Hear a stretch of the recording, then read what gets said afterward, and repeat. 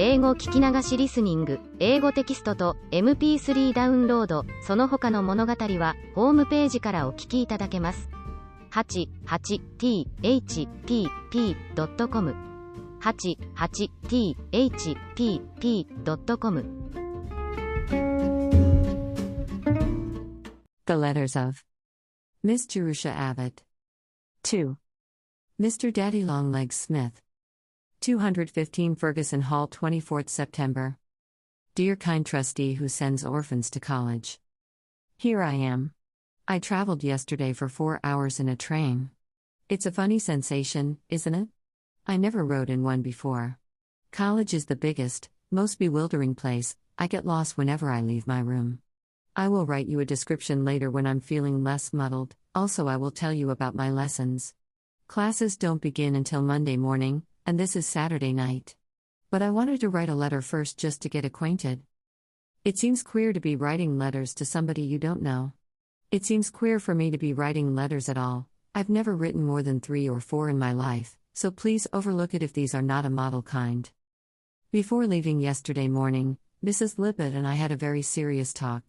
She told me how to behave all the rest of my life, and especially how to behave towards the kind gentleman who is doing so much for me.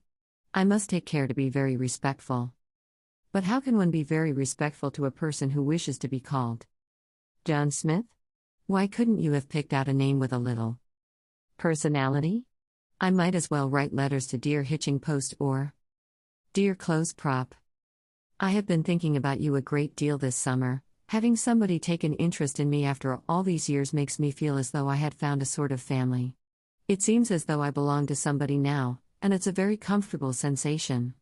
I must say, however, that when I think about you, my imagination has very little to work upon. There are just 3 things that I know. You are tall. 2. You are rich. 3. You hate girls.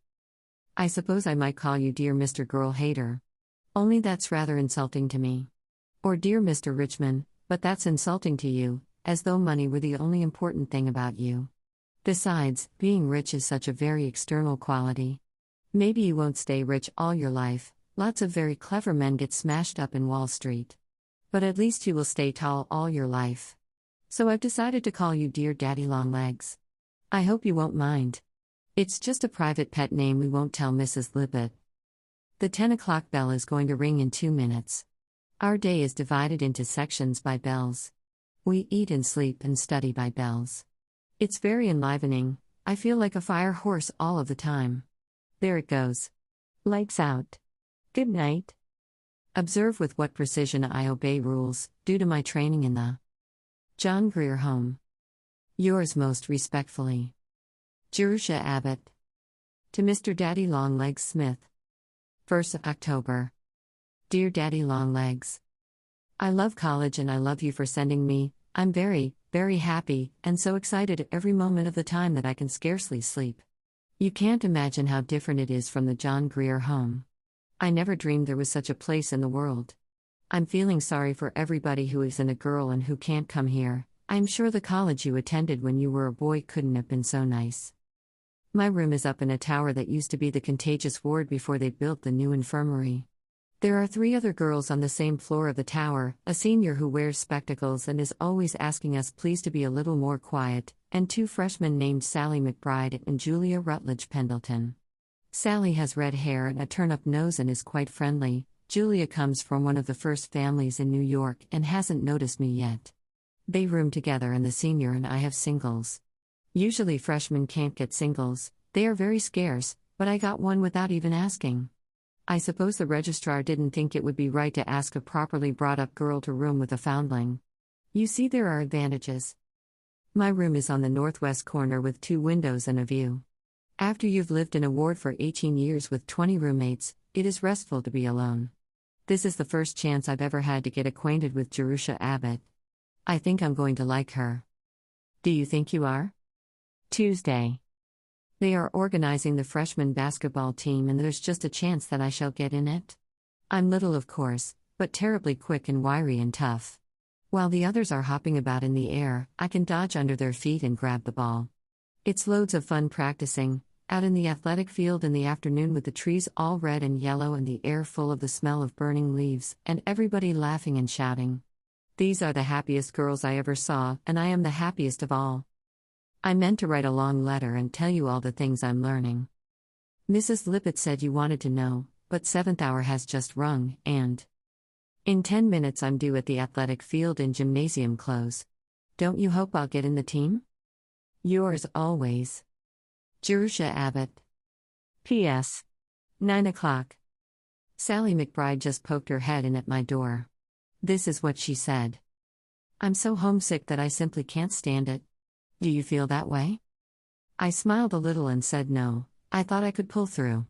At least homesickness is one disease that I've escaped. I never heard of anybody being asylum sick, did you? 10th October. Dear Daddy Longlegs. Did you ever hear of Michelangelo? He was a famous artist who lived in Italy in the Middle Ages. Everybody in English literature seemed to know about him, and the whole class laughed because I thought he was an archangel. He sounds like an archangel, doesn't he? The trouble with college is that you are expected to know such a lot of things you've never learned. It's very embarrassing at times. But now, when the girls talk about things that I never heard of, I just keep still and look them up in the encyclopedia. I made an awful mistake the first day. Somebody mentioned Maurice Maeterlinck, and I asked if she was a freshman. That joke has gone all over college. But anyway, I'm just as bright in class as any of the others, and brighter than some of them. Do you care to know how I furnished my room? It's a symphony in brown and yellow. The wall was tinted buff, and I bought yellow denim curtains and cushions and a mahogany desk, second-hand for $3, and a rattan chair and a brown rug with an ink spot in the middle. I stand the chair over the spot. The windows are up high, you can't look out from an ordinary seat. But I unscrewed the looking glass from the back of the bureau, upholstered the top and moved it up against the window. It's just the right height for a window seat. You pull out the drawers like steps and walk up. Very comfortable. Sally McBride helped me choose the things at the senior auction. She has lived in a house all her life and knows about furnishing. You can't imagine what fun it is to shop and pay with a real $5 bill and get some change, when you've never had more than a few cents in your life. I assure you, Daddy dear, I do appreciate that allowance. Sally is the most entertaining person in the world, and Julia Rutledge Pendleton the least so. It's queer what a mixture the registrar can make in the matter of roommates.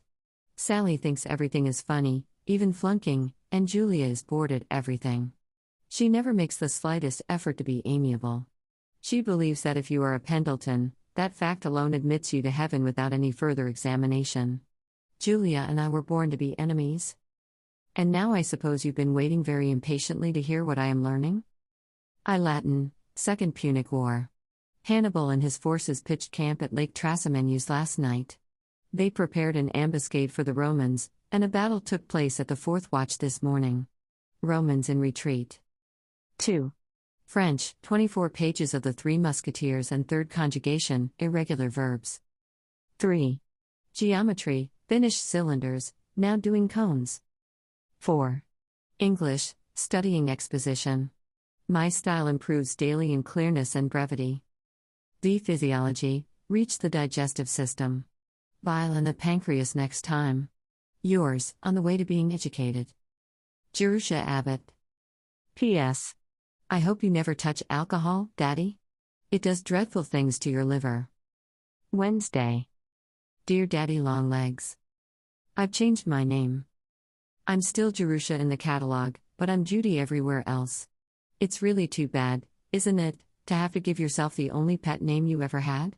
I didn't quite make up the Judy though. That's what Freddie Perkins used to call me before he could talk plainly.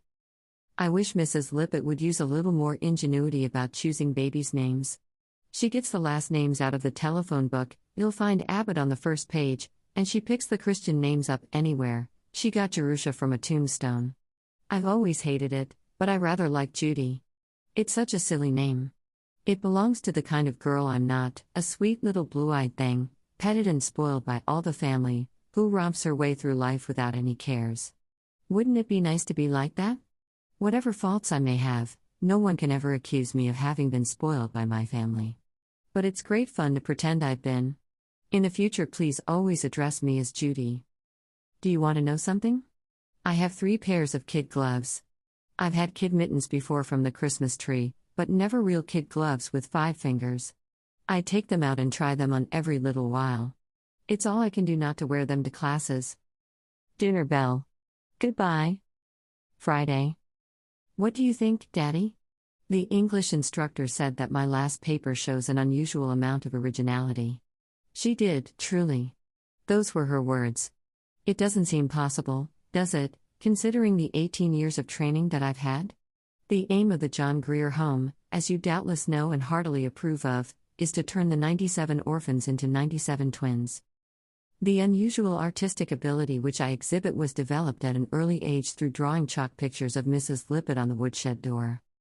I hope that I don't hurt your feelings when I criticize the home of my youth.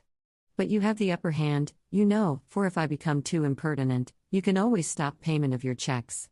That isn't a very polite thing to say, but you can't expect me to have any manners. A foundling asylum isn't a young lady's finishing school. You know, Daddy, it isn't the work that is going to be hard in college. It's the play.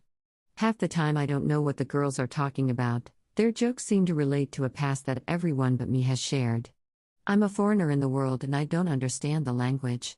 It's a miserable feeling. I've had it all my life. At the high school the girls would stand in groups and just look at me. I was queer and different and everybody knew it. I could feel John Grier Home written on my face. And then a few charitable ones would make a point of coming up and saying something polite. I hated every one of them, the charitable ones most of all. Nobody here knows that I was brought up in an asylum. I told Sally McBride that my mother and father were dead, and that a kind old gentleman was sending me to college, which is entirely true so far as it goes. I don't want you to think I am a coward, but I do want to be like the other girls, and that dreadful home looming over my childhood is the one great big difference.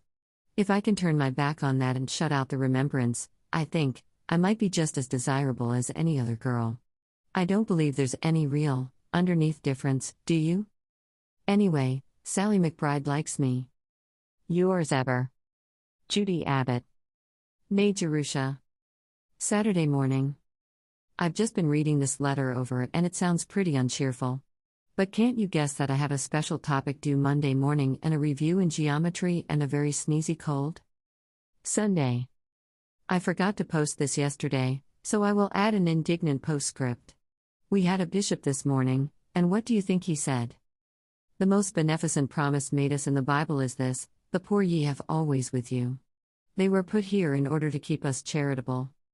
The poor, please observe, being a sort of useful domestic animal. If I hadn't grown into such a perfect lady, I should have gone up after service and told him what I thought.